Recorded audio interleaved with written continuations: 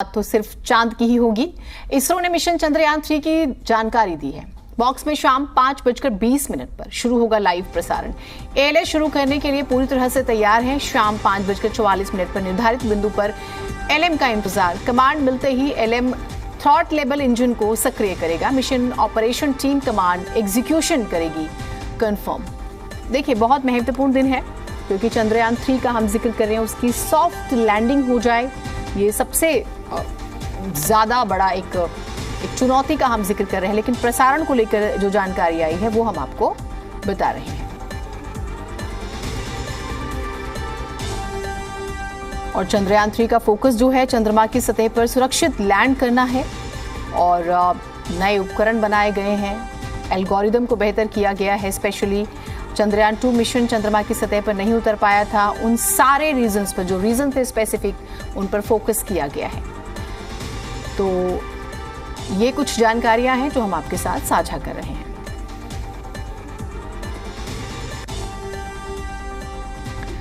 तो हिंदुस्तान इतिहास रचने से महज एक कदम दूर है। आज चांद पर चंद्रयान 3 की लैंडिंग हो जाएगी और समय है शाम 6:04 का, जब साउथ पोल पर चंद्रयान 3 की लैंडिंग होगी। चंद्रयान 3 की सफल लैंडिंग के लिए देश भर में दुआएं मांगी जा रही है। मंदिरों में पूजा पाठ भी हो रहा है। भारत का मून मिशन यानी चंद्रयान 3 का लैंडर आज शाम 6:04 पर चंद्रमा पर लैंड करेगा। चंद्रयान 3 के पास साउथ पोल पर सबसे पहले उतरने का मौका है। यहां अब तक कोई नहीं उतर पाया है। चंद्रयान 3 का लैंडर मॉड्यूल आज शाम चांद की सतह पर उतरेगा। भारत इतिहास रचने से महज एक कदम दूर है। इस ऐतिहासिक क्षण का पूरी दुनिया को बेसब्री से इंतजार है। सॉफ्ट लैंडिंग, देखिए, चंद्रयान 3 के लैंडर की सॉफ्ट लैंडिंग में करीब 17 मिनट लगेंगे। सॉफ्ट लैंडिंग क्या होती है और ये क्यों इंपॉर्टेंट है वो भी हम आपको बताएंगे। चंद्रयान 3 मिशन के सफल होने पर भारत चंद्रमा के साउथ पोल पर लैंडर उतारने वाला पहला देश बन जाएगा। तो साउथ पोल को ही क्यों चुना गया, ये भी बहुत महत्वपूर्ण है। और सॉफ्ट लैंडिंग की बात हो रही है, वो भी बहुत महत्वपूर्ण है। तो साउथ पोल जो है वो एक बार आपको बता देते हैं। देखिए, चंद्रमा के पोलर रीजन दूसरे रीजन से काफी अलग हैं। यहाँ कई हिस्से ऐसे हैं जहाँ सूरज की रोशनी कभी नहीं पहुंचती है और जो तापमान है -200 डिग्री सेल्सियस से नीचे तक चला जाता है। ऐसे में वैज्ञानिक ये मानते हैं कि यहाँ बर्फ के फॉर्म में अभी भी पानी मौजूद हो सकता है।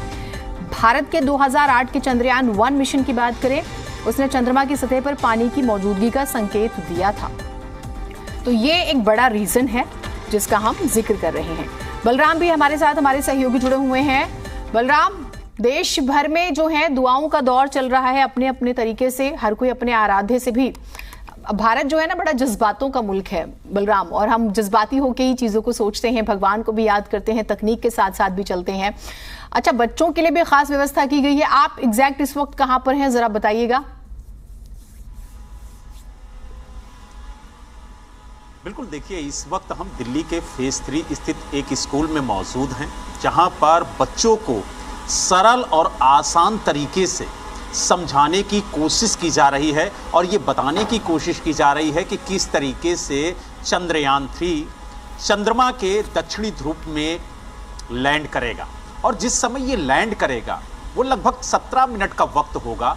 वो बेहद महत्वपूर्ण है क्योंकि हमने 15 मिनट में ही कुछ ऐसी गलतियां की थी जिसकी वजह से हम चंद्रयान 2 में कामयाब नहीं हो पाए। उन कमियों को इस चंद्रयान 3 में दूर किया गया है और कोशिश की गई है कि हर संभव प्रयास करके अपने इस चंद्रयान 3 को लैंड कराया जाए, क्योंकि अगर ये सफलतापूर्वक लैंडिंग हो गई तो जीनत दुनिया का पहला देश भारत होगा जो चंद्रमा के दक्षिणी ध्रुव में सफलतापूर्वक लैंड करेगा। अगर हम रूस की बात करें तो रूस का जो लूना 25 था वो क्रैश हो गया। इसके बाद कहीं ना कहीं पूरे देश और दुनिया की निगाह अब भारत के चंद्रयान 3 पर हैं।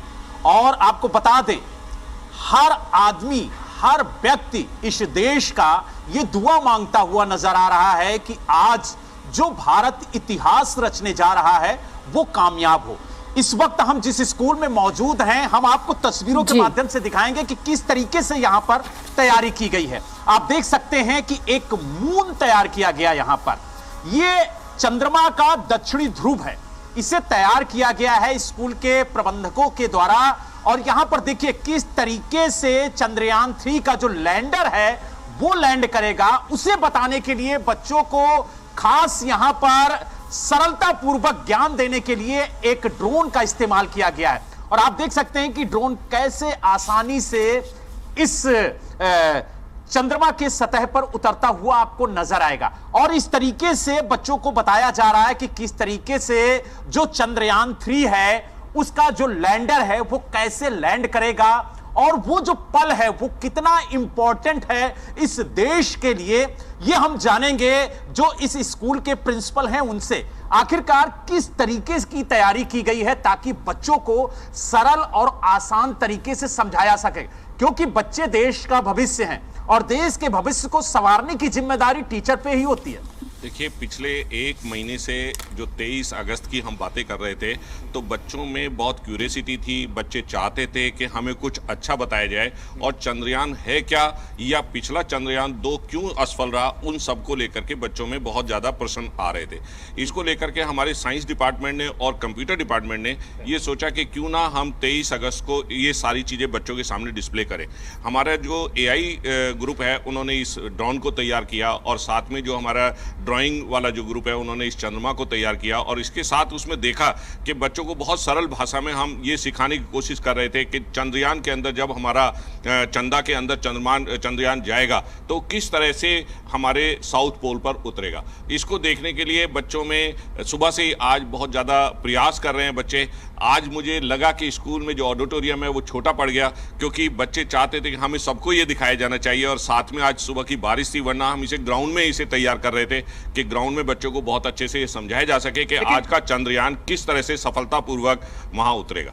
लेकिन आपने यहां पर तैयारी काफी अच्छी कर रखी है, एक बड़ी LED लगा रखी है ताकि बच्चों को दिखाया जाए, जब लाइव प्रसारण हो तो बच्चे देख सके कि किस तरीके से चंद्रयान 3 का जो लैंडर है वो चंद्रमा के सतह पर लैंड कर रहा है। और सबसे बड़ी बात यह है कि पहली बार कोई देश दक्षिणी ध्रुव में पहुंच रहा है, और अगर सफलतापूर्वक लैंडिंग होती है तो आज भारत एक बड़ा इतिहास रचेगा, और इस इतिहास के साक्षी आप भी होंगे और हम भी होंगे।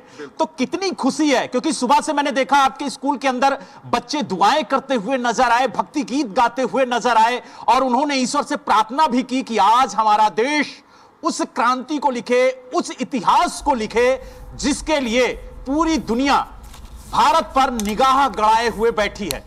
देखिए, आज सुबह की जो प्रार्थना शुरू हुई और दिन की प्रार्थना के दैनिक विचारों से अलग थी। आज के प्रार्थना में चंद्रमा को याद किया गया और चंद्रयान को याद किया गया कि हम एक दूसरा भारत चंद्रमा पर बनाने जा रहे हैं। उसके प्रयास के लिए भगवान से, सरस्वती माता से बच्चों ने प्रार्थना की।